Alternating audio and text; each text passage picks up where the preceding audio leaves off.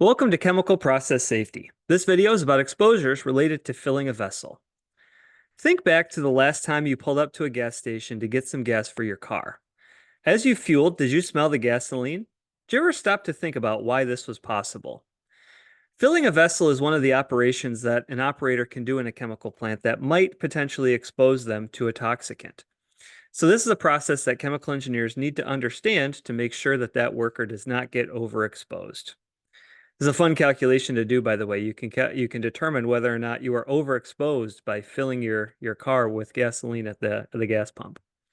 And before you panic, you are not. But it would be interesting to prove that to yourself. Anyway, here's a schematic of what the filling operation looks like. This red pipe is the filling pipe, and this is the filling that's going on. So the reason why you can smell usually when you're filling a chemical, there's two methods by which this occurs. Number one is just usual regular evaporation.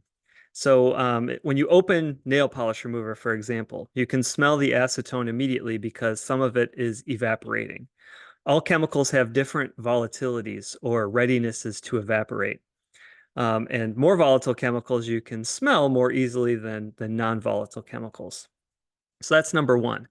And second is displacement. So as you fill whatever vessel you're filling up, the liquid level is going to rise. And that rising liquid level is going to decrease the volume of the headspace. Or I like to think of it as forcing out this vapor, which was probably going to be saturated with whatever chemical is inside. It's going to force it up and out.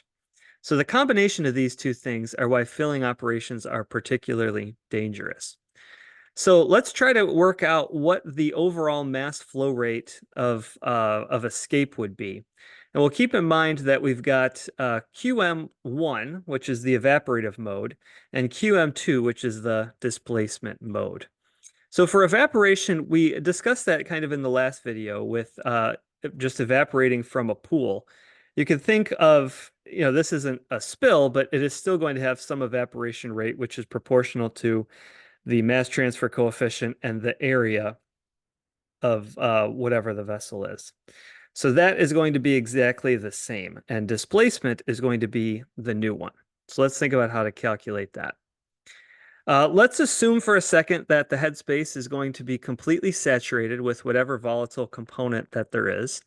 And then furthermore, let's define V sub C to be the volume of the container. So this has dimensions of length cubed. We'll talk about units in a moment.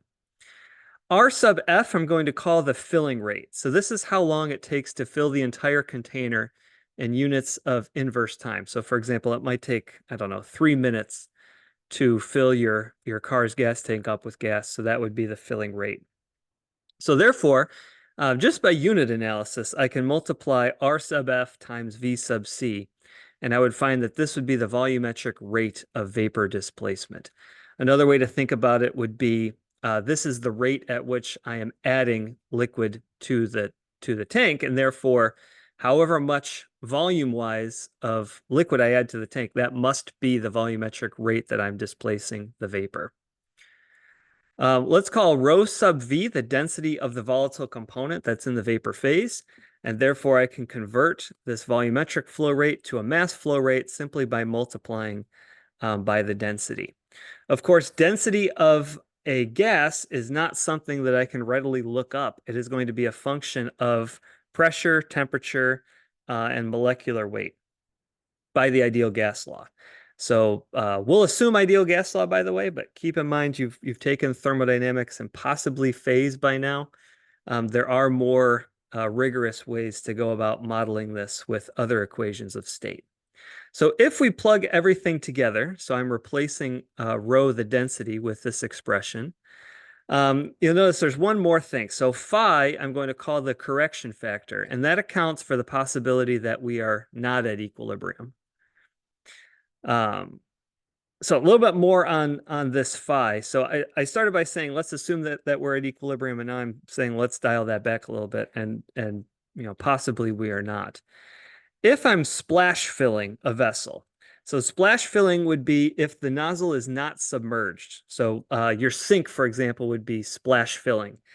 And just thinking about doing dishes in the sink, that's a little bit more chaotic.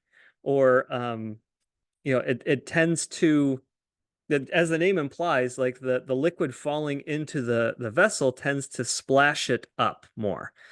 And the reason why that's important is because as things splash, what you're actually doing is you're increasing the surface area of those liquid droplets. And that is increasing the likelihood that evaporation is going to occur. And that in turn is going to increase the likelihood for reaching equilibrium.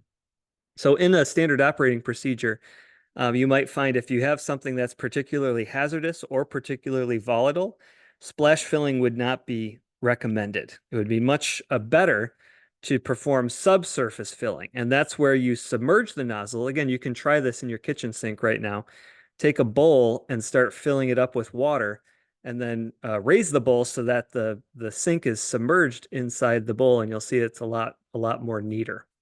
Less surface area is going to be available for splashing, and this is just an approximation, but we could say that phi is equal to 0.5 in that case. And that's just an empirical relationship. Obviously, it could be more, it could be less. This is just a typical value.